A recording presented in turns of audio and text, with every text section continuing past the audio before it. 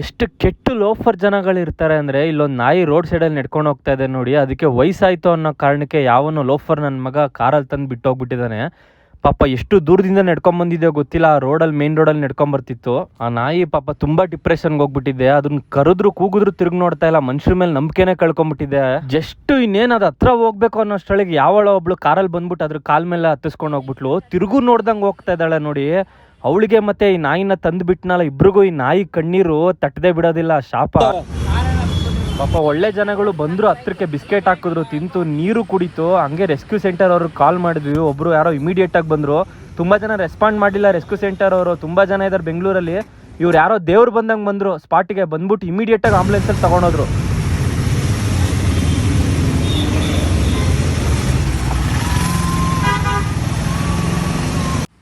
ಮಕ್ಕಳು ಆಟ ಮಾಡ್ತವೆ ಅಂದರೆ ಎರಡು ಬಿಟ್ಬಿಟ್ಟು ಆಟ ಸಾಮಾನು ಇಲ್ಲಾಂದರೆ ಟೆಡಿ ಬೇರೋ ಕೊಡಿಸ್ಬೇಕು. ಅದು ಬಿಟ್ಟು ಜೀವಂತ ಆಗಿರುವಂಥ ಪ್ರಾಣಿಗಳನ್ನ, ನಾಯಿನ ಈ ಥರ ಎಲ್ಲ ಕೊಡಿಸ್ಬಿಟ್ಟು ಕೊನೆಗಾಲದಲ್ಲಿ ನೋಡ್ಕೊಳ್ಳೋದಕ್ಕಾಗಲ್ಲ ಅಂದರೆ ತಂದು ಹಿಂಗೆ ರೋಡಲ್ಲಿ ಬಿಡ್ತಾರೆ ಕಚ್ಚಡ ಜನಗಳು. ಒಬ್ಬಂಗೂ ಹೇಳ್ತಾ ಇದ್ದೀನಿ, ನಿಮಗೆ ನಾಯಿ ಸಾಕೋದಕ್ಕೆ ಯೋಗ್ಯತೆ ಇದೆಯಾ? ನಾಯಿ ಉಚ್ಚೆ ಕಕ್ಕ ಬಾಚೋದಕ್ಕೆ ಯೋಗ್ಯತೆ ಇದೆಯಾ? ಕೊನೆಗಾಲದಲ್ಲಿ ಅದನ್ನ ನೋಡ್ಕೊಳ್ಳೋಕೆ ಯೋಗ್ಯತೆ ಇದ್ರೆ ಮಾತ್ರ ತಂದ್ಬಿಟ್ಟು ಸಾಕಿ.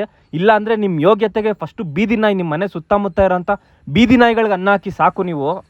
ಎಲ್ಲರ ಮನೆ ಅಕ್ಕಪಕ್ಕನೂ ಇರ್ತಾರೆ ಸ್ವಲ್ಪ ಜನ, ಒಂದು ಬೀದಿ ನಾಯಿಗಳಿಗೆ ಅನ್ನ ಹಾಕಲ್ಲ, ಡಸ್ಟ್ಬಿನ್ಗೆ ಸುರಿತಾರೆ ಅನ್ನನ. ಅಷ್ಟು ಕೆಟ್ಟು ಕಿತ್ತೋದ ಜನಗಳಿರ್ತಾರೆ ಅಕ್ಕಪಕ್ಕದಲ್ಲಿ. ಈ ವಿಡಿಯೋ ಮುಖಾಂತರ ಒಂದು ಕೇಳ್ಕೊಂತೀನಿ ಎಲ್ಲರಿಗೂ, ದಯವಿಟ್ಟು ದುಡ್ಡು ಕೊಟ್ಬಿಟ್ಟು ಜಾತಿ ನಾಯಿಗಳನ್ನ ತರಬೇಡಿ. ನಿಮ್ಮ ಮನೆ ಆಚೆ ಇರೋಂಥ ಬೀದಿ ನಾಯಿಗಳಿಗೆ ಪ್ರೀತಿ ತೋರಿಸಿ. ಒಂದೊತ್ತು ಅನ್ನ ಹಾಕಿ, ಮೊಸರು ಹಾಕಿ, ಹಾಲು ಹಾಕಿ, ನಿಮ್ಮ ಜೊತೆ ಕೊನೆವರೆಗೂ ಇರ್ತಾವವು.